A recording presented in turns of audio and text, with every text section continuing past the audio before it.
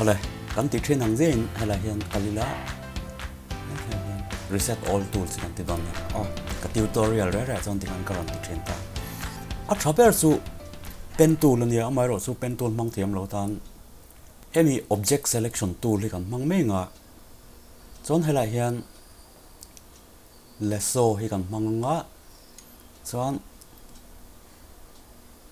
kan focus point ka kan select don ta ni chu kan subject ka a sharp lai zong zong ki select tel tur ani ta ni chu ma ngak lo kila ti khian object kha a detect thin ta ki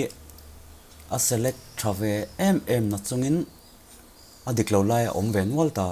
chuwang son ki manual kan pui kha ngai don ta lasso tool hian pui athata chuan lasso tool hi plus kan danga add to selection hemia hen kan danga chuan a feather hi 0 a feathering ka chu tutorial lui lama khan lo clear la la hrethiam lo de lek tan chuan sulai chuan kan selection hi kan uluk dewa kan en chuan heng lai te hi payangai ta ni chuwang chuan minus aken kan om lok anga ti minus tai la chuan heng lai te po kan minus nga heng lai te po minus ngai ta lasso tool hi ka ti na chan chu a sharp fel 5mm na chuwang chuan adang po thei tho ma se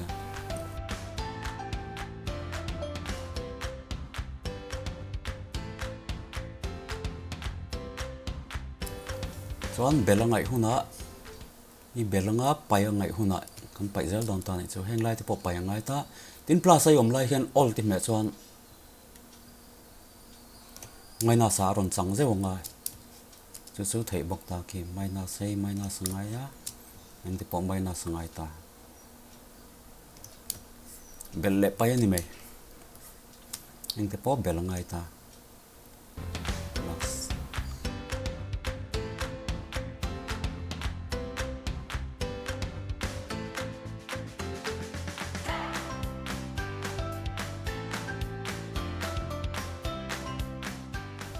ka ga ti zo to ni chuan select and mask kan lu pui me nga e helai view te hi oma onion skin te om ta chuan chu ta chuan helai transparency hi om ta 0 chuan a lang tlang veka chuan hei zating nei du a en na mai mai ni ki chu a view ki chuwang chuan overlay the tha ta thil en nan amai ro chu hemi bika chuan pangpar ki sen awangin hit lu tuk kherlo mai thei ta chuwang chuan hemi huai ti ka manga chuan ki background claim na lang thei ta chu kan select fill file ti en nan kan tha thin ta hi selection tool deuh ve kan nia avai khian hei chu hand le englo ni mai ta zoom tool chuan hi refine brush tool ania apan ni na ki ke sam te le engeng mo ka tiang thil mul thep thep ang type te kha select nan thata chuan khilai po khian i thlala ki lian deuh lekin zoom la chuan i brush te deuh lekin tianga asir zai te ki tian i brush top don nia a diklo ni chuan tinon to su i control z tanga abul training tan leng ka tiang khan claim feather angai ve te electrina ki atlang zai te ki plus te ki mi sawa pona ki na ki tiang de lek kan tiang kian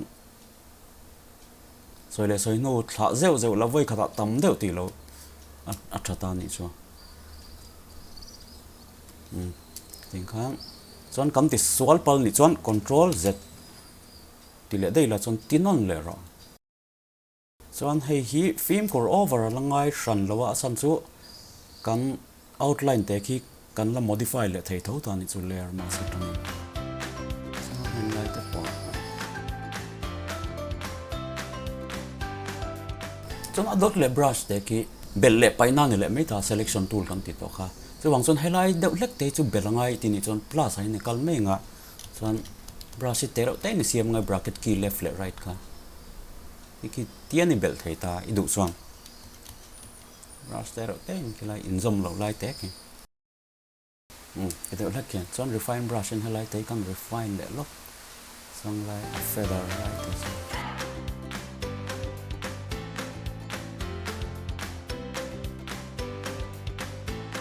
smooth hian claim smoothness i pela amu tak thei lo amai ro chu pek forward ra 10 thleng vel hi ka petrin ta 5 peng chuan output true ti hi new layer with layer mask ti hi thlang don ya chuan okay khi om zeta chu hei kan off vekanga chuan hei chu kan thalak pa ngai khan mai ha engma kan khoilo tai chuan chuta tang chuan kan sawa hi kan cut out ta tin ani chu kan sawa te mai la kan focus point te kha chuan khi kan du le kan double click anga kan i sawa tin kan rename manga sawa enter chuan he background hi control j metla i he thai chon engma kan ti don lowa a background copy zo hi kan background blur to chuni ta he kan rename le lokanga bg blur tour anting background ki a blur ngai sia blur kan pe pop pani chuan kan focus point po hi a fan ve de lek don ti na ne blur re til blur kan pek re zon til a fan thin ta chuwang chon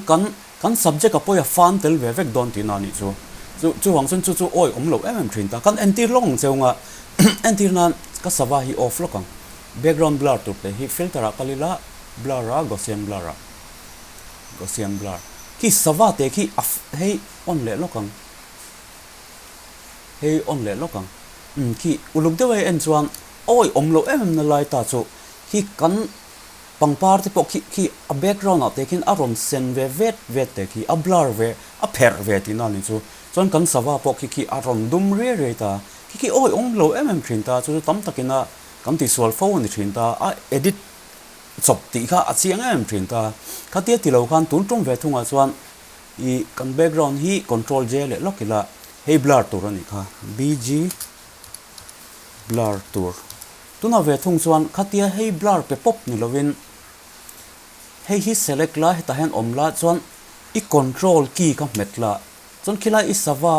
mask te ki voi ka dan click zero tuna chuan hey kan sawa i selection te kha aron let le mai don ta kalai te kha thiam ve deuh hlek angai ta practice ve zeu atha hey hi kan sawa hi off lokila chuan hey hi kan sawa ki kan remove dei don tinan chu he background blur tura hian achan chu a blur tel ve kha chuan i apher don sia oi don lo tinan chu engtinge kan payang kan tini chuan edit a kalila like content aware fill a hen kan lu tanga chuan ngak lokla ki kan sawa ki hey output an mai ta kan sawa ki miron pai sakta ni chu moi vak lo ma se poi chuang lo ta chuan helai output tu ti hi current layer i thlang don ya chuan okay ang i select ai kalanga control d matang deselect chuan helai hen thil poi model mai pakhat po chu ki atlang te kela hriam zeu ta chuwang chuan ki tlang hriam ki ti re tur chuan i du le spot healing brush te ka mang pop la yang lal dewa ti velangai lo sawa kha to lo set kha kan du ber chun me rasura mi lo thiam don em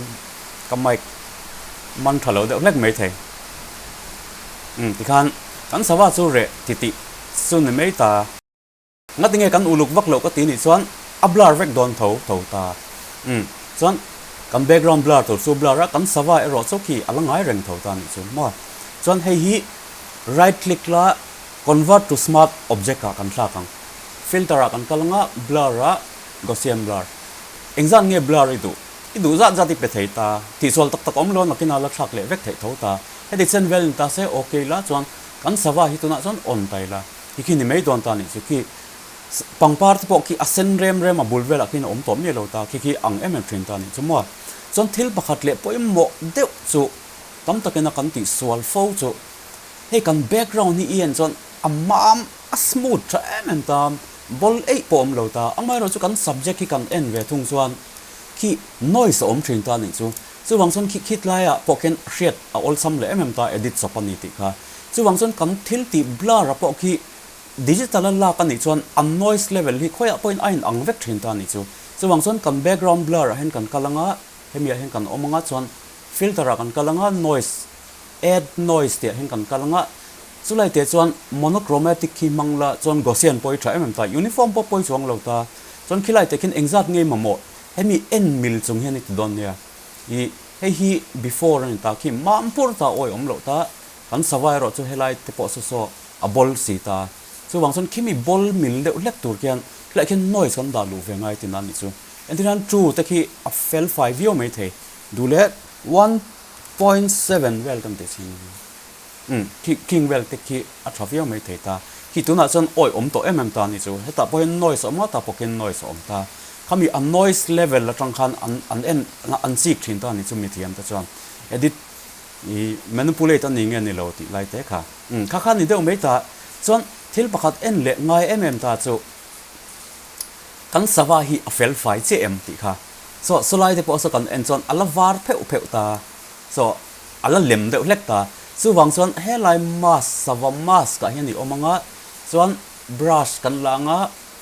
brush hi soft up general brush chunga soft round brush ma saber te kha chuan a flow hi a niam tur ni mo flow sang deuh ti chuan note re pot don ta chuwang chuan flow niam deuh lekin kan chananga chuan black ani ngai bok rong black chuan note re a white chuan la lut don ta chuwang chuan brush te sin deuh lekin king ho te khi kan note re don ti na ni chu 50 bor vela kan ti sin ki te khi atlang zai dik lo lai te khi kan note re mai don ta ni chu chuan antinan low note sual pal ta la white brush ilak chuan ala lut le vekang wa ka ting khan chuwang chuan ti sual pal po om thei don chuang lo black in note renga white in la lutang ka ting khan tian chin fel ngai ho song kha kan ching fel le vek don ti na ni chu lai te po planning ni kan note re zeu ta